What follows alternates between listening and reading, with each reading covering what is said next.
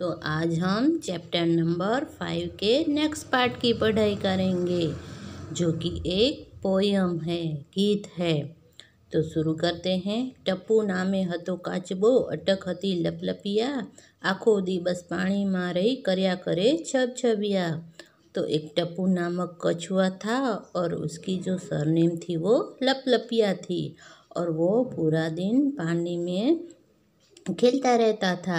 एक सवारे साव निरांते बैठो टप्पू पाड़े, पीठ ऊपरથી लपसेटी पा લીસા લીસા ढाड़े। तो जो कछुए की जो पीठ होती है वो तो बहुत ही सख्त होती है, वो तो आपने देखा ही होगा।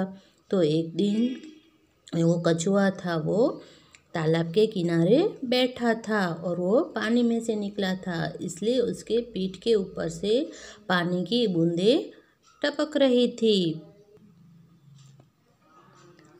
આકાશેથી ઉતરી ત્યાં તો એક વાદળી ધોળી, જરાક ઝીણવટથી જોયું तो હતી हंसनी टोड़ी।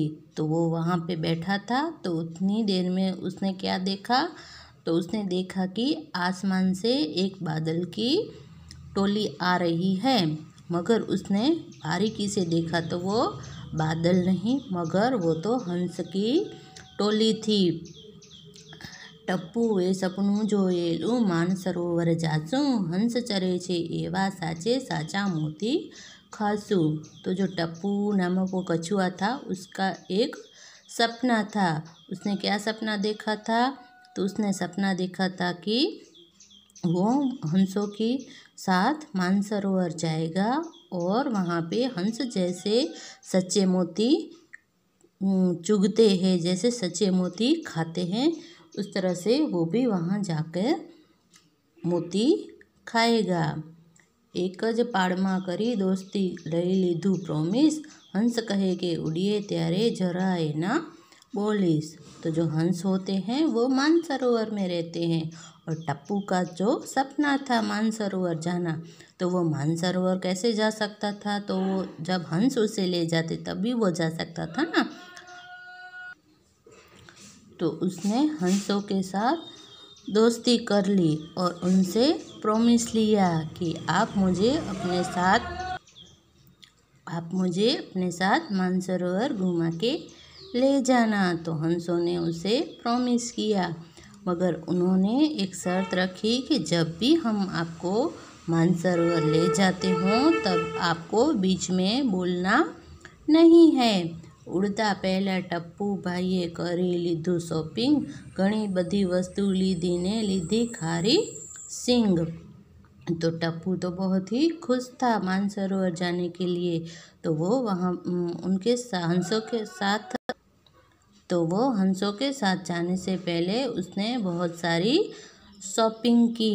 खाने के लिए उसने सिंग चने लिए और भी बहुत सारी चीज़ें ली। हंस लाकड़ी लई आव्या ने आव्યું उड़वा टाणું, फरी फरीने गोखाव्યું मूंगा रहવું ए गाणुं। तो हंस तो जाते, वो तो उनके तो पंख होते हैं, इसलिए वो तो उड़ते हुए जाते हैं, मगर कछुए को तो पंख नहीं होते हैं। तो इसलिए उनको एक तरकीब सूझी, वह लकड़ी लेके आए और वो लकड़ी की एक छोर एक हंस ने पकड़ी और दूसरी छोर दूसरी हंस ने पकड़ी, और उन्होंने कछुए को कहा कि बीच में तुम जो है वो अपने मुंह से यहाँ पे लटक जाओ, तो हम तुम्हें इस लकड़ी के सहारे मानसरोवर लेके जाएंगे, मगर तुम्हें बीच में रास्ते में बोलना बिल्कुल नहीं है। मगर मछला अने डेडका जुए धारी धारी, तड़ावनी पाड़े थी उड़ी शाही एक सवारे। तो जो हंस थे वो लकड़ी में लेके कछुए को उड़ने लगे, और वो जब उड़ रहे थे तो मगरमच्छ, मछलियाँ और मेंढक सब तालाब में से निकलकर उनको देखने लगे। उड़ता टप्पू ने जो वा सौए दरवाजा खोल्या, फुलाई जईने टप्पू भाई तो बाय बाय टाटा बोल्या। तो जब टप्पू उड़ रहा था तो उसको देखने के लिए सब इकट्ठे हो रहे थे और सब उनको देख रहे थे। तो उनको सबको देख के जो टप्पू था वो फूला नहीं समा रहा था और इसी खुशी में उसने मुंह खोल दिया और टाटा बाय बाय बोलने लगा। छूटी लाकड़ी मुँहमांथी ने टप्पू ઊંધા माथे ऊंचे जईने कोई कदी क्या समझण साथे राखे। तो जैसे ही कछुए ने मुंह खोला तो उसके मुंह से लकड़ी जो है वो छूट गई और वो उल्टे सिर नीचे गिरने लगा। वैसे भी कहा जाता है ना, जब कोई भी व्यक्ति जब ऊंचे स्थान पे पहुंच जाता है तो उसको फिर कोई समझ नहीं होती और वो अपने सफलता में फूला नहीं समाता और कभी कभी तो अपना नुकसान भी कर देता है।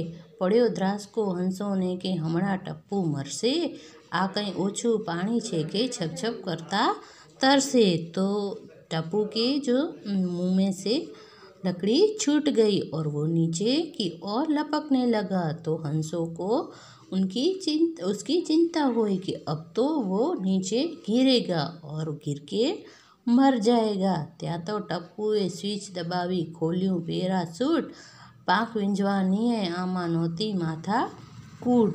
तो ज्यों ही टप्पू नीचे गिरने लगा तो उसने स्विच दबा के पैराशूट खोल दिया। जब उसने शॉपिंग की थी तो उस शॉपिंग में उसने पैराशूट भी लिया था। तो जब वो गिरने लगा तो उसने पैराशूट खोल दिया और वो पैराशूट की मदद से उड़ने लगा। अब पैराशूट उसके पास था इसलिए उसको तो पंख की भी ज़रूर नहीं थी। બજારમાં જઈ સાવ અમે કંઈ નહોતી લીધી સિંગ, ટપ્પુભાઈ કહે હું હવામાં કરી શકું સ્વિમિંગ।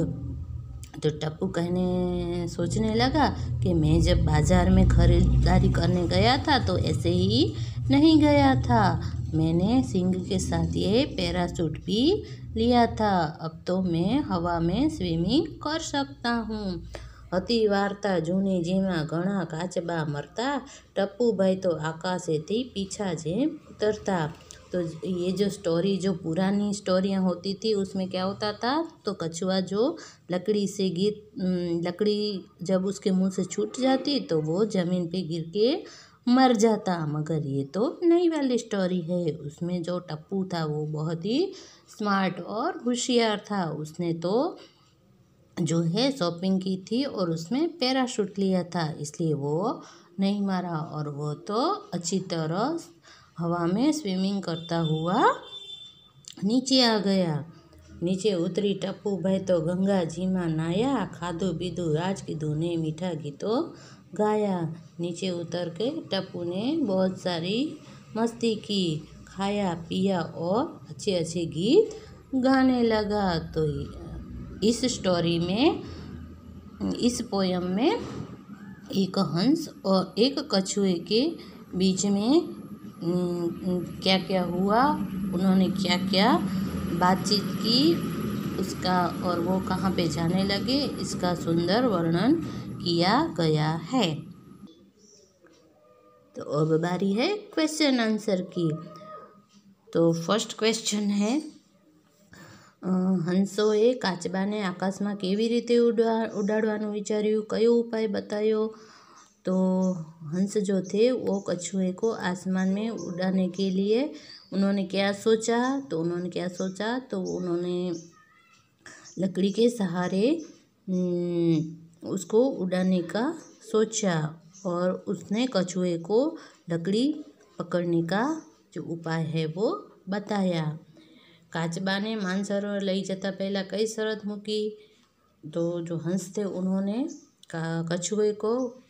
कछुए के पास कौन सी शर्त रखी, तो उसने कहा कि जब हम उड़ रहे हों तो रास्ते में आपको कहीं भी अपना मुंह नहीं खोलना है, यानी कि आपको रास्ते में बिल्कुल चुप रहना है, बोलना नहीं है, यह शर्त रखी।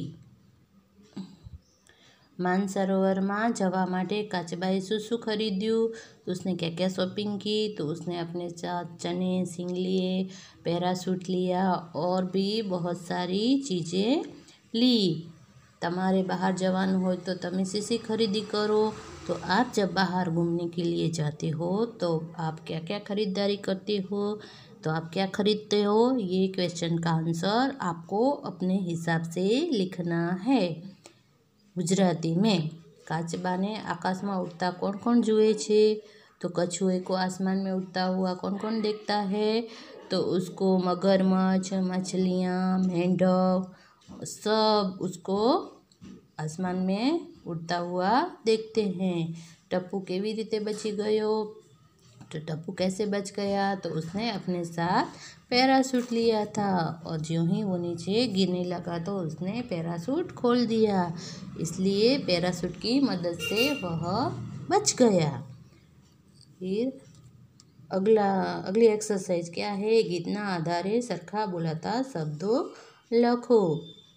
तो यहाँ पे कुछ शब्द दिए हैं और उसके जो सेम उच्चारण, जैसे कि लपलपिया तो छबछबिया, तो जिससे बोलने के का उच्चारण एक जैसा लगता है, सेम है, ऐसे उच्चारण वाले शब्द हमें जो है वो इस पोयम में से ढूंढने हैं और उसके जैसे यहाँ पे लिखने हैं। जैसे कि पाड़े, तो उसका सेम उच्चारण है, वो यहाँ पे कौन सा शब्द आता है इस पोयम में, तो ढाड़े।